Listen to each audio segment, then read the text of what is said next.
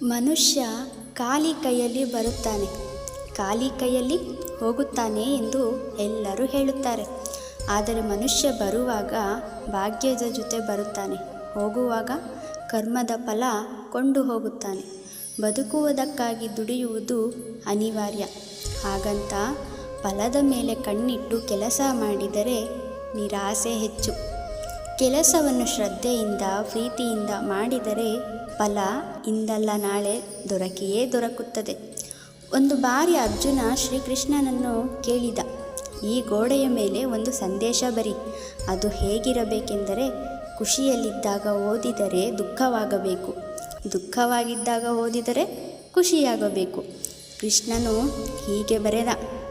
ಈ ಸಮಯ ಕಳೆದು ಹೋಗುತ್ತದೆ. ಅಕ್ಕಿ ಅನ್ನಕ್ಕೆ ಕೇಳಿತು, ನೀನು ನಾನೇ ಆಗಿದ್ದೆ, ಆದರೆ ಹೇಗೆ ಅನ್ನವಾದೆ ಎಂದು. ಅನ್ನ ಸುಂದರವಾಗಿ ಉತ್ತರಿಸಿತು, ನೀರು ಮತ್ತು ಬೆಂಕಿಗಳ ಸಂಪರ್ಕಕ್ಕೆ ಒಳಗಾದೆ, ಅವುಗಳ ಸಂಸ್ಕಾರದಿಂದ ಮೃದುವಾದೆ, ಮಧುರವಾದೆ.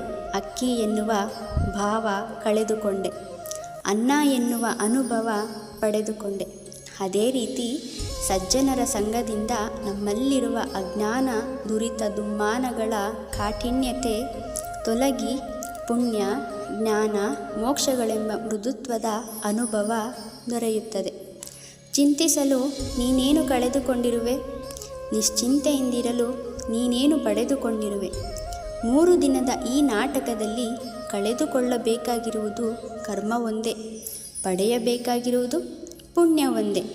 ದೊಡ್ಡ ಮನುಷ್ಯನಾಗುವುದು ಒಳ್ಳೆಯದು, ಆದರೆ ಒಳ್ಳೆಯ ಮನುಷ್ಯನಾಗುವುದು ದೊಡ್ಡ ವಿಷಯ. ದುಃಖದ ಬಗ್ಗೆ ಚಿಂತಿಸತೊಡಗಿದರೆ ಸದಾ ದುಃಖಿಯಾಗಿಯೇ ಉಳಿಯುತ್ತೀಯ. ಸದಾ ಸುಖ ಸಂತೋಷಗಳನ್ನು ಧ್ಯಾನಿಸುತ್ತಿದ್ದರೆ ಮುಂದೆ ಸುಖಿಯಾಗುತ್ತೀಯ. ಏಕೆಂದರೆ ಮನಸ್ಸು ಯಾವುದರ ಬಗ್ಗೆ ಹೆಚ್ಚಾಗಿ ಧ್ಯಾನಗೊಳ್ಳುವುದೋ ಅದೇ ಸಕ್ರಿಯವಾಗುವುದು. ಪರಮಾತ್ಮನಲ್ಲಿ ಏನನ್ನಾದರೂ ಬೇಡುವುದಾದರೆ ಪರಮಾತ್ಮನನ್ನೇ ಬೇಡು. ಪರಮಾತ್ಮ ನಿನ್ನವನಾದರೆ ಸರ್ವಸ್ವವೂ ನಿನ್ನದೇ.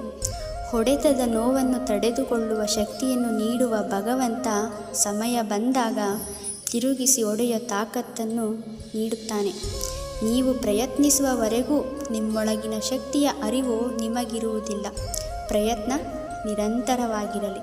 ಒಂದು ವೇಳೆ ಮನುಷ್ಯ ತನ್ನ ನಿರೀಕ್ಷೆಗಳ ಮೇಲೆ ನಿರಂಕುಶ ಹಾಕಿ ತನ್ನ ವಿಚಾರಗಳನ್ನು ಬೇರಾವುದೋ ವ್ಯಕ್ತಿಯ ಪರಿವರ್ತನೆಯ ಬದಲು ತನ್ನ ಅಂತರಂಗವನ್ನು ಪರಿವರ್ತನೆ ಮಾಡುವ ಪ್ರಯತ್ನ ಮಾಡಿದರೆ ನಾವು ಸಂಬಂಧಗಳಲ್ಲಿ ಸಂತೋಷವನ್ನು ಹುಡುಕುವಲ್ಲಿ ಕಷ್ಟವಾಗುವುದೇ ಇಲ್ಲ. ಅರ್ಥಾತ್ ಸ್ವೀಕಾರ ಭಾವವೇ ಸಂಬಂಧದ ವಾಸ್ತವಿಕ ಅರ್ಥವಾಗುವುದು. ಸಮಸ್ಯೆ ಸವಾಲುಗಳನ್ನು ಯಾರು ಅವಕಾಶಗಳನ್ನಾಗಿ ಪರಿವರ್ತನೆ ಮಾಡಿಕೊಳ್ಳುತ್ತಾರೋ ಅವರು ಮಾತ್ರ ಬದುಕಿನಲ್ಲಿ ಗಟ್ಟಿಯಾಗಿ ನಿಲ್ಲಬಲ್ಲರು. ಕೃಷ್ಣಾರ್ಪಣಮಸ್ತು.